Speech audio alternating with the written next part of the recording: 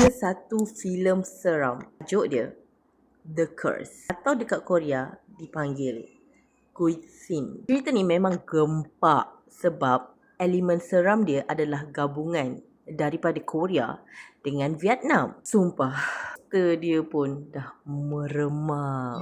Kalau korang tengok pada tagline tu, dia ada tulis tempat di mana hantu dijual beli. Bunyi macam pelik kan? Tapi seram. Betul tak? Kisah ni berlatarkan di sebuah kampung atau kawasan lama yang penuh dengan upacara mistik.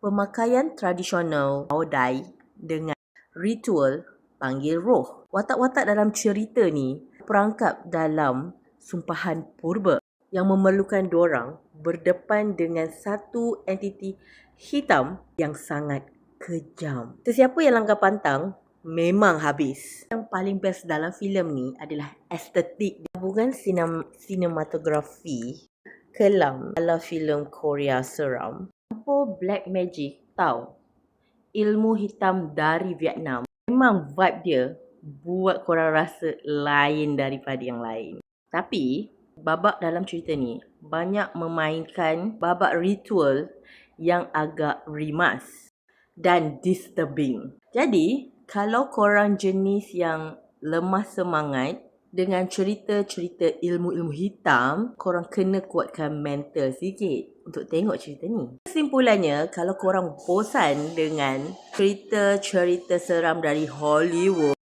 korang kena layan filem The Curse ni untuk rasai sendiri seram Asia yang sebenar. So, untuk rating aku bagi 7.5/10. So, kalau korang layan tak filem seram dari Vietnam yang vibe dia lain sikit daripada filem-filem Korea? Betul tak?